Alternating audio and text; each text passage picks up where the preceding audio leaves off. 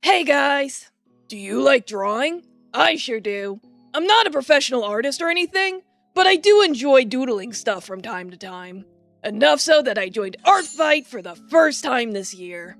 I had heard about Artfight before, but I hadn't looked into it until someone brought it up right before it started this year. After seeing anyone could enter, I decided to go for it. I'm assuming if you're watching the video you know what Artfight is, but in case you aren't, you basically join a team and draw other people for points. What you draw, from a headshot to a sketch to full render coloring, determines the points you get. The drawings you give are attacks, and the drawings you receive are defense. I'm sure people have their opinions about it one way or another, but this was purely for fun. I planned on making the most of whatever came out of it. So before the event started, I put up Cherub and Moon to be targets for art. Since I am using a pre-made vessel, I didn't feel comfortable putting a target on myself.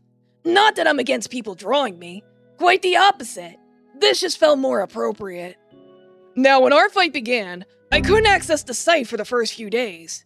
Made sense since people were going to flood into it to get drawing as soon as possible, so I waited it out. Once I was able to get in, to my surprise, someone had attacked me! From my own team, no less! That is something you can do, by the way. Drawing your own team members is considered friendly fire. But without further ado, here it is. What do you think, Moon? I quite like it. The fragmented background, repeating distortions, and erratic waves all come together well to create a sense of foreboding power. The shape of the fractured halo also has a nice touch. Thank you for the art piece, Perflation. However, if there is one thing I must point out, you spelled my name wrong. Moon. Do not! Yeah, I know. Anyway, I figured I'd draw them back, so I went to their profile and chose Mel! They're a cool hair hybrid created in Paint 3D. Since it said they can create anything using tools, that gave me an idea. What if they got their hands on a file for a different program? If they wanted to escape, maybe they could convert their file by using it as a reference. So with that in mind, I got to work. When imagining someone obtaining an item, I always picture them holding it up over their head, probably because it's common in video games. Because of this, I wanted to position Mel with their head tilted up, but I wasn't sure at first how I was going to portray that. I settled on having the eyes on the side, even if they were bulging out a bit. I initially tried giving him a nose to make the head direction more clear, but you'll see I erased it later. I was confused by the art reference because I didn't know which side their scar was supposed to be on, so I picked the side and left it at that. Actually, they might have had scars on both eyes. Since their design is simple, I used this as a warm-up sketch, so it did wind up being sloppy. I could have cleaned it better, sorry! My goal was to get the basics down, so you'll see later on I was still struggling to figure it all out.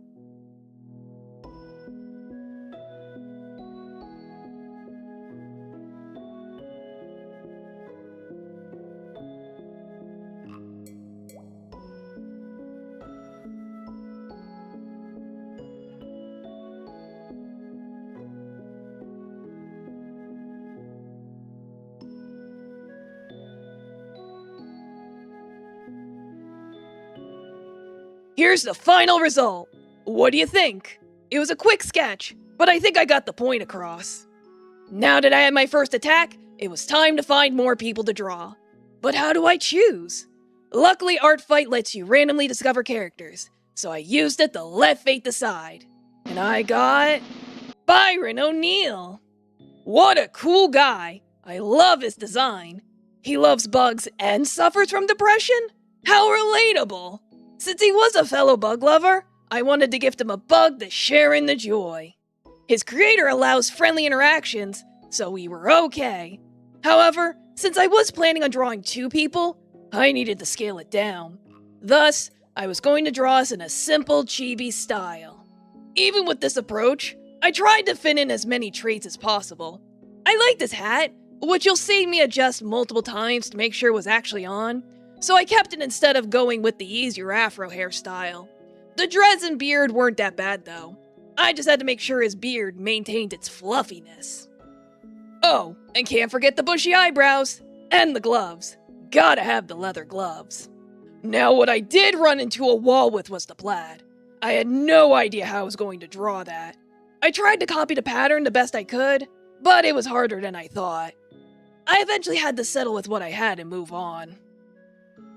I made sure not to forget his necklace either. I didn't want to make it a simple circle, so I tried to add some dimension, but I don't know. I don't like it. I probably shouldn't have bothered.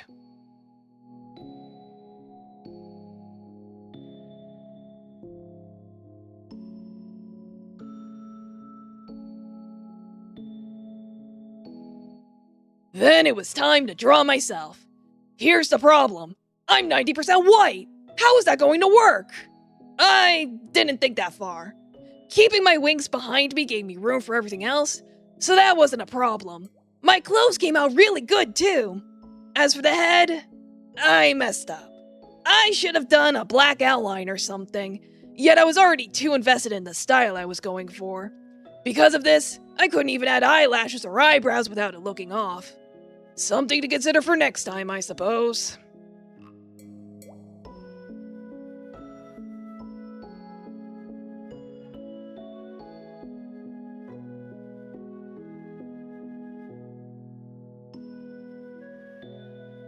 And this is how it ended up.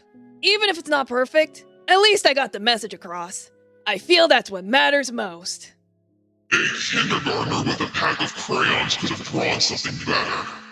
Shut up, Mune! His creator liked it at least. I did make sure to mention in my description that I wasn't expecting to be drawn back. I do worry about people feeling obligated, and this was meant to be for fun. And the skill level exchange would have been completely unbalanced. I won't argue with that. Though to be fair, it is mostly subjective. No, in your case it's objective. Objectively terrible. Oh, we're moving on! This year Artfight had 3 teams. At this point I had drawn someone from Team Comedy and Team Tragedy, so for my last drawing, I wanted to draw someone from Team Mystery. I kept randomly searching until I got... Joe! I really dig the butterfly motif. At first I thought she was wearing a mask, but the description suggests those are her familiars. She's a teenage witch whose magic makes her go insane. Ooh. Yeah, that checks out. Don't get into magic, kids. Since this was the last one, I wanted to lock in and actually make it look nice. Not that I wasn't trying before, but you know what I mean. Because of that, you'll notice I go back and adjust stuff like the coat and shirts so it wasn't weirdly crooked. The ruffles on the coat collar stumped me a little, to be honest. Maybe I was overthinking the square pattern. Drawing Cho herself came first.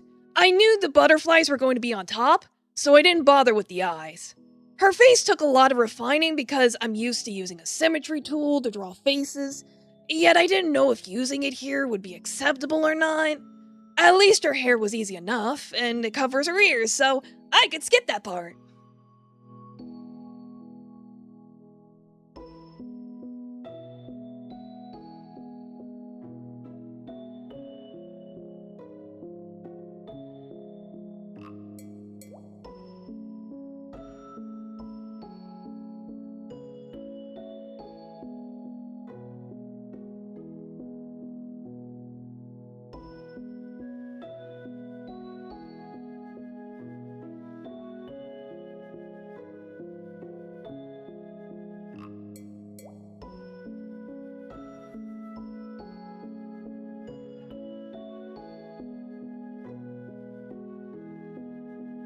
Once I was satisfied with Cho, it was time to add the butterflies.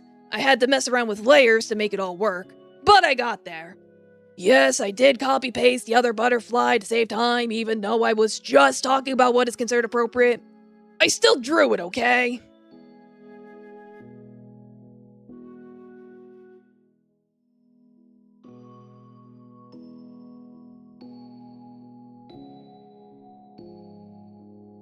Finally, there's the background.